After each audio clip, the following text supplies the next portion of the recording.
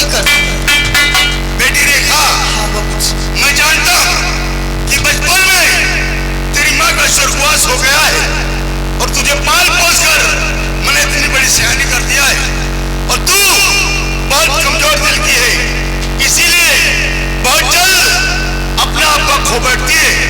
अरे अभी अभी अपने साथ में इस लड़के को लेकर आई है और करीब पिताजी कुछ नहीं जानती। हाँ ये लड़का। बाबूजी, आप इस लड़की की बात करती हैं? हाँ बेटी।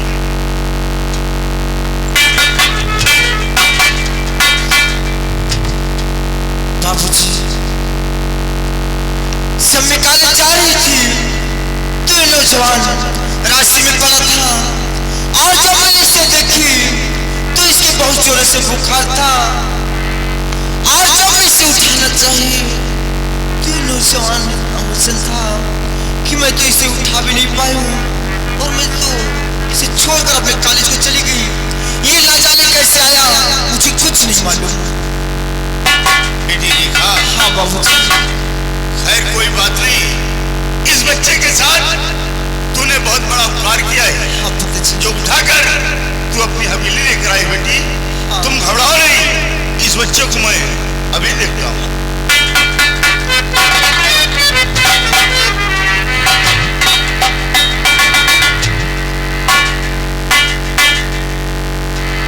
हाँ, इस बच्चे को बहुत तेज बुखार है और मुझे लगता है इसीलिए इसे कुछ भी होश नहीं है।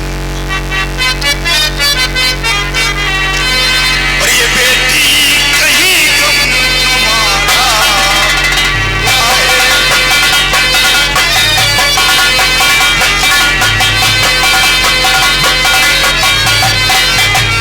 ये बेटी कहीं गम कमारा हुआ है और इसे देख दिल पारा पारा हुआ है।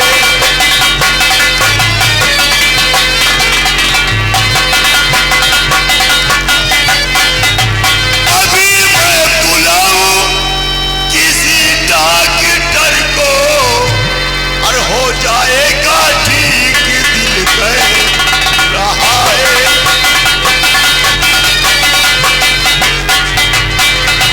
बेटी रेखा, तुम घबराओ नहीं, हम इस बच्चे का इलाज कराएंगे और ईश्वर ने चाहा तो बहुत जल्द ठीक होगा बेटी। हाँ बाबूजी। सिपाही, जरा इस बच्चे को उठाओ और हमारे बेडरूम तक ले चलो, हम इस बच्चे का इलाज कराएं।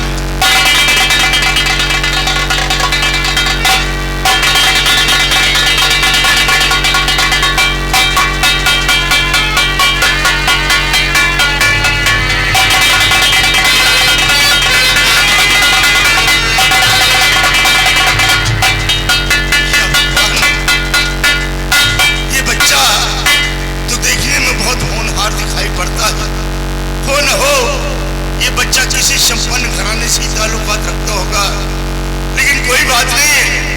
अब हम सबसे पहले इस बच्चे का इलाज कराएंगे और जब इसे होश आएगा तो मैं इससे जानकारी करूंगा ये बच्चा रहने वाला कहाँ का है। जी बाबू। अब मैं चलता हूँ सबसे पहले डॉक्टर के पास। जी बाबू।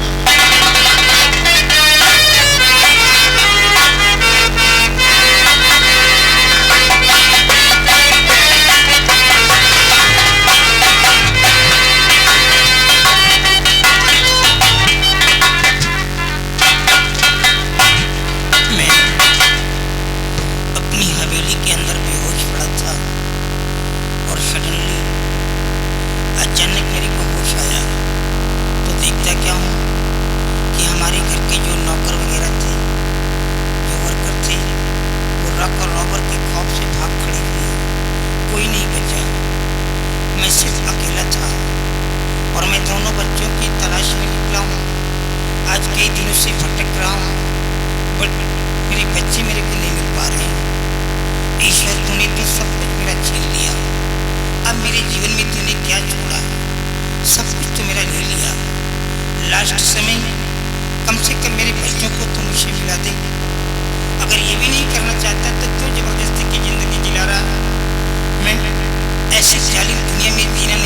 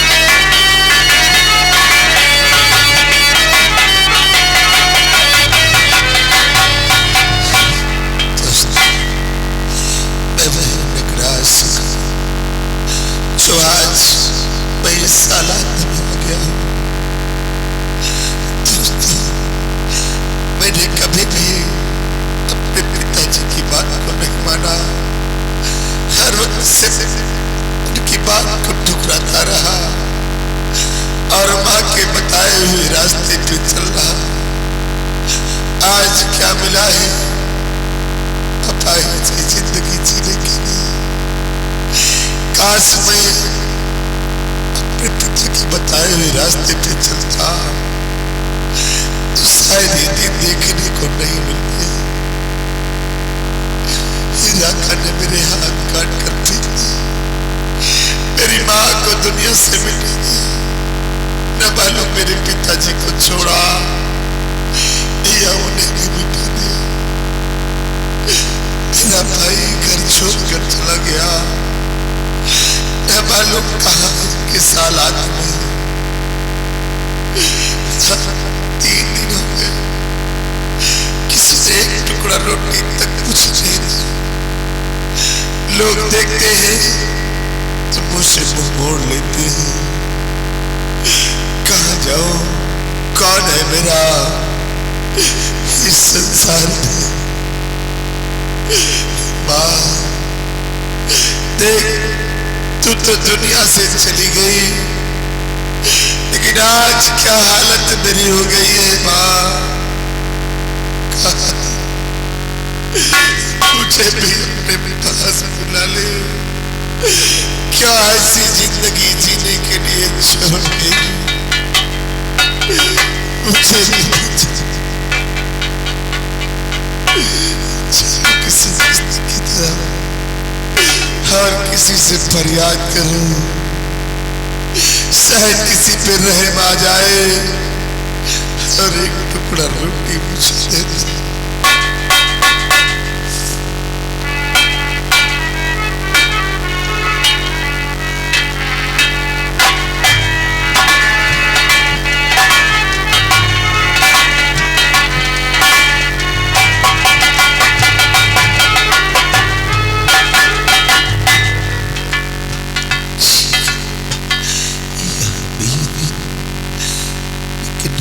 इस वक्त वो जमींदार नहीं हूँ,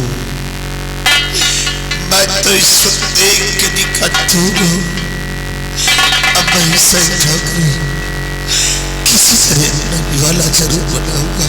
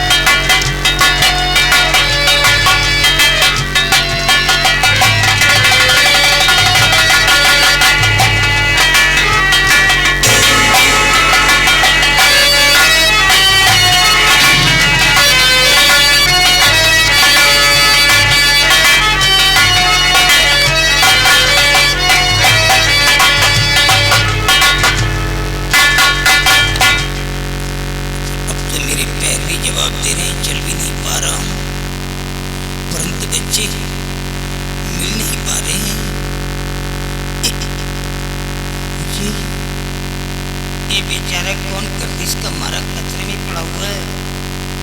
कौन है बेटे? आवाज तो पहचानी से कौन है रे?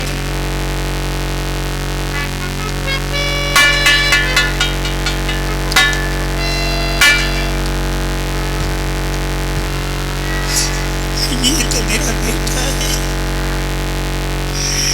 इतने बड़े जमींदार का बेटा आज ये कचरे में पड़ा हुआ है। ये ना जाने कहां से बिस्कुट पड़ी हुई है, इसे मुंह से उठा करके खा रहा है। अरे मैं मर क्यों नहीं गया? अपने बेटे की ये हालत।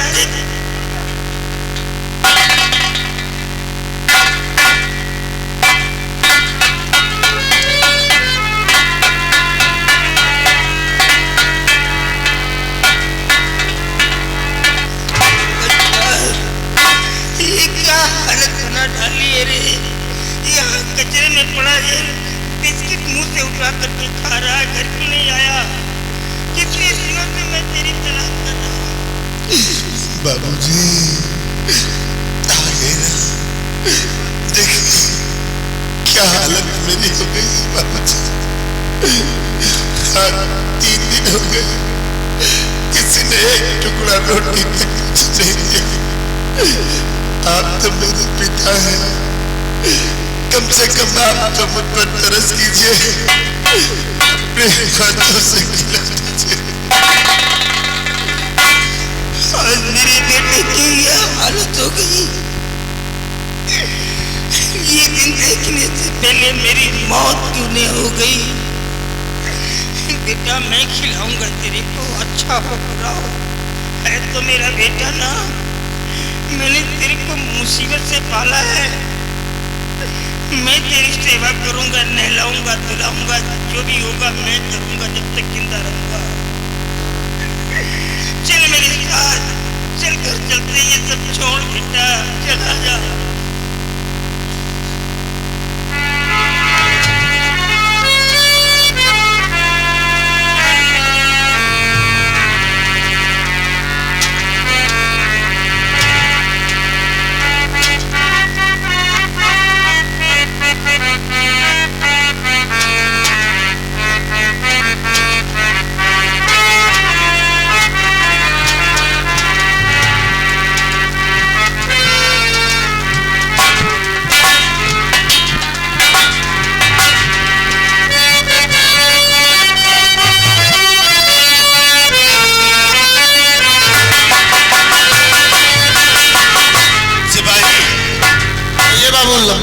मेरी बेटी रेखा को बुला कर लाओ।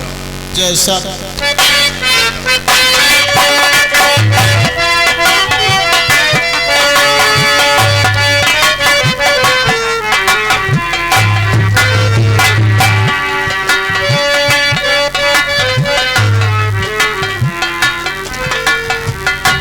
बाबू लंबदार, रेखा आपकी बेटी आ रही है।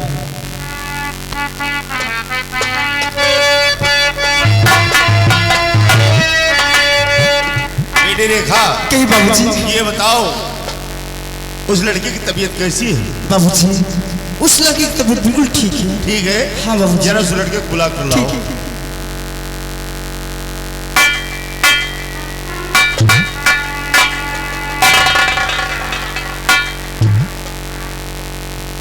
बेटा ये बताओ कि अब तुम्हारी तबीयत कैसी है? कोई दिक्कत परेशान तो नहीं? मेरी तबीयत बिल्कुल ठीक है। हाँ। तो बेटा सबसे पहले तुम ये बताओ कि तुम रहने वाले कहाँ के हो? तुम्हारे माता पिता क्या नाम है और तुम्हारा क्या नाम बेटा, ताकि हिफाजत के साथ हम तुम्हें तुम्हारे माता पिता के पास तक पहुंचा सकें। क्या नाम है? मैं सोलापुर गांव जमींदार का छोटा बेटा, मेरा नाम मंजीत। ओह माय गॉड, तुम सोलापुर जमींदार राणा सिंह के बेटे हो? नहीं, तुम झूठ बोल रहे हो। तुम्हारी हालत को देखकर मुझे यकीन नहीं होता कि तुम जमींदार राणा सिंह के बेटे हो। तुम झूठ बोल रहे हो। बाबूजी मैं झूठ नहीं बोलता, मैं सच कह रहा हूँ। बेटा अगर तुम जमींदार राणा सिंह के बेटे हो, तुम्हें कौन नहीं जानता है? अरे कई प्रांतों में उनका नाम चलता है और वो गरीबों को बहुत बड़े मसीहा हैं, इसीलिए लोग उन्हें भगवान के स्वरूप मानते हैं। बेटा मैं उन्हें भली भांति जानता और पहचानता हूँ। तुम घबराओ नहीं, हम तुम्हें तुम्हारे माता पिता से जरूर मिलाएंगे। बेटी रेखा, बेटी आज काफी दिन हो गया राणा साहब से मेरी मुलाकात नहीं हुई। कम से कम इसी बहाने हम इस बच्चे को छोड़कर तुम चल करके अपने कमरे में आराम करो और हम इस बच्चे को राणा साहब के पास छोड़कर बहुत जल्द लौटूंगा। बाबूजी अगर आपकी इजाजत हो तो मंजीत के घर में भी आपके साथ चलूं।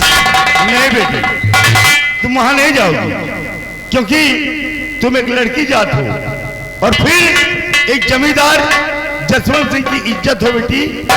लोग वहां पर तुम्हें देखेंगे तो मुझे क्या कहेंगे, इसलिए वहां नहीं जाओगी।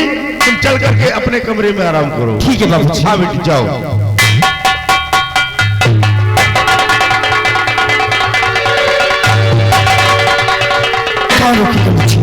किसमें वो ताकत है, किसमें वो हिम्मत है मंजीत के घर मुझे जाने से? कौन रोकेगा, कौन रोकेगा? मंजीत के घर मैं जाऊंगी, मैं जाऊंगी, मैं जाऊंगी। भगवान, मेरी बेटी को क्या हो गया है? इसकी आवाज कैसे बदल गई? इतनी भयानक और बुलंद आवाज तो मैं जिंदगी में पहली बार सुन रहा हूँ। और इसकी आवाज को सुनकर न जाने क्यों मुझे डर लगने लगा है। बेटी रेखा, तू चलना चाहती है? अरे जिसमें नाराज होने क्या बात है? जब तेरी इच्छा है तो चल, तू भी मेरे साथ। हम इन्हें इनके माता पिता के पास छोड़कर आते हैं। आओ बेटा चलो।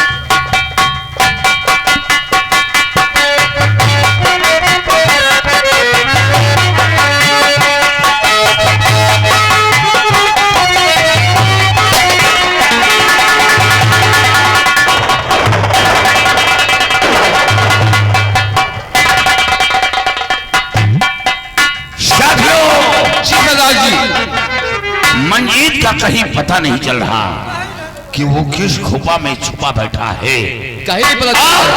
सब तक वो मारा नहीं जाता, मेरे रास्ते का कांटा साफ नहीं होगा। उसका मरना बहुत जरूरी है, याद रखो। मेरे दोस्तों साथियों, सुनो लगा कर ध्यान, पता करो मंजीत का शोलापुर दरम्यान।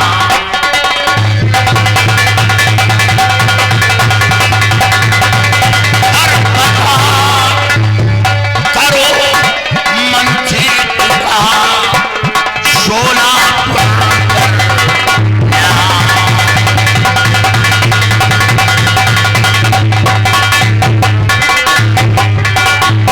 शोलापुर दरम्यान अगर मंजीत नजर आता है, शोलापुर दरम्यान अगर मंजीत नजर आता है, तो समझो राका डाकू से खौफ नहीं खाता है।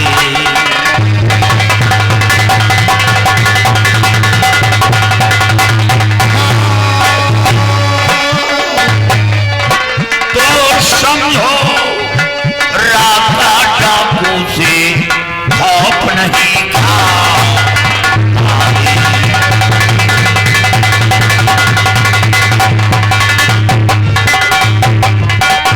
मेरी नजर से बच जाए वो शत्रु न दिखलाता है, और जिसको दिल से ठान लिया वो बशर न बन पाता है।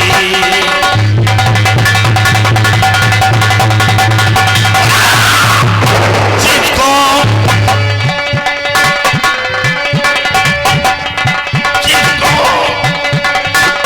दिल से ठान लिया वो बशर न बन पाता है।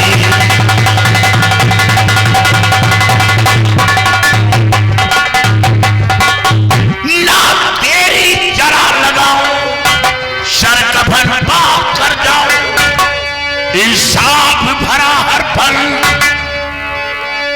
राणा के महल में जाओ, और बिना लिए बदला पहना था चैन न देखो।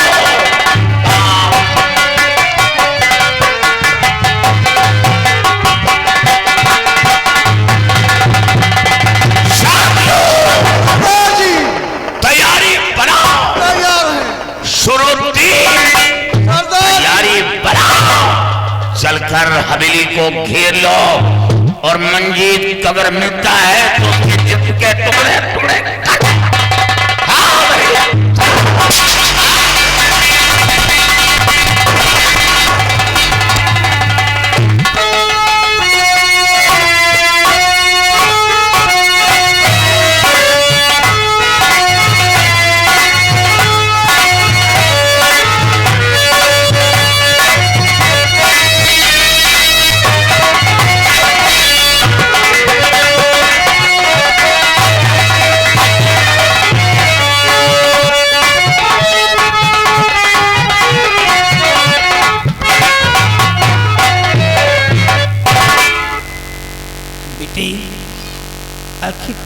दिल में तूने क्या ठान लिया बच्चा? ये समय समय पर भोजन की थाली तेरे पास लेके आता हूँ और तू खाने से रिफ्यूज कर रहा बेटे। आखिर जीने के लिए कुछ ना कुछ तो खाने पड़ेगा ना। और तेरे गम में ये तेरा बूढ़ा बाप भी भूखों मर रहा है। अब तो भूखों से मेरी जान जा रही है। तेरा भार भी नहीं उतार पा रहा हूँ मैं। काश मुझे कुछ हो गया तो तेरा सहारा देने वाला कौन है इस दुनिया में बेटा? अपने लिए नहीं, अपने बाप के लिए तो कुछ खा ले बेटा। जब तू कुछ खाए पिएगा नहीं तो कौन वो नालायक पिता है जो निवाला तोड़ेगा? तू खा ले, तेरे पीछे मैं भी थोड़ा सा खा लूँ। आ मेरे लाल, आ। पिताजी, अब मैं नहीं खाऊंगा क्योंकि मैं इस जिंदगी से ऊब गया हूँ। बाबूजी, अगर इसके बदले में आपको कुछ देना है तो अपने हाथों से मुझे जहर दे दीजिए। मांगता नालायक नहीं का जहर मांगता, अपने बाप से जहर मांगता है। अगर यही सोच पहले पैदा कर लिया होता तो शायद ये हाल ही नहीं होता। कभी तूने मेरी बात को माना है? हमेशा अपनी माँ के नक्शे कदम पे चलता रहा, गरीबों को परेशान करता रहा। आज उसी का ये नतीजा निकला है। तू अपने बाप को रुला रहा है। बहुत कुछ हो गया बेटा, जो कुछ हुआ उसे भूल जा और मेरी बात मान ले, खा ले। थोड़ा सा मैं भी तेरे पीछे खा लूँ। ये ले, खा ले। बहुत आसानी से आपने कह दिया कि जो कुछ हो मैं भूल जाऊंगा। अरे देखिए क्या हालत मेरी है और आप कहते हैं भूल जाओ। बाबूजी, सिर्फ आखिरी बार आप मेरे भाई से मिला दो मुझे। मैं अपने भाई से मिलना चाहता हूँ, सिर्फ एक बार। कहाँ जाऊँ मैं? तू बता, मैं कहाँ जाऊँ? मैं तो चल भी नहीं पाता हूँ। अब मैं कहाँ जाऊँ उसकी तलाश? ठाकुर साहब, जय गोपाल। गोपाल जैसे तो ना। हाँ, और ये आपका बेटा मंजीत सिंह। अच्छा, धन्य हो बेटा। इतना पढ़ाया लिखाया सब कुछ मिट्टी में मिला दिया। अरे ये तो अनपढ़ था, मान लेता हूँ। तू तो पढ़ा लिखा था रे। तूने जरा भी अपने पिता के विषय में नहीं सोचा और रात में अकेला छोड़ करके चला गया। अरे कैसी औलाद हो तुम लोग। जाओ बेटा, अपने पिताजी के सीने से लगो। जाओ। मेरा बेटा कहाँ चला गया था रे? तो कहाँ चला गया था? देख तेरे जाने के बाद क्या हुआ मालूम है? रात का रॉबर आ गया पूरी गैंग को लेकर के, तेरी माँ को मार डाला बेटुआ। मेरे सामने शूट कर दिया तेरी माँ को। देख तेरे भाई की क्या हालत कर दिया है। दोनों हाथों को यहाँ से काट दिया। ये बाहर पड़ा था, ये कचरे में झूठी झूठी बिस्किटों को उठा करके मुझसे खा रहा था। मैं पकड़ करके लाया हूँ। आज 3 दिनों से कहता हूँ बेटे खा ले कुछ, लेकिन ये नालायक खाने से इनकार कर रहा है। देख ये तेरा रियल ब्रदर है बेटा और लीडर है। अगर तू कहेगा तो जरूर तेरा कहना मानेगा। तू खिला दे इसके पीछे थोड़ा सा, मैं भी खा लूँ बेटा। भूखों से जान जा रही है, खिला दे इसको। पिताजी, आप जानते हैं कि हमारे और आपकी नामौजूदगी पर माँ और बेटे ने क्या गुल खिलाया। हाँ बाबूजी,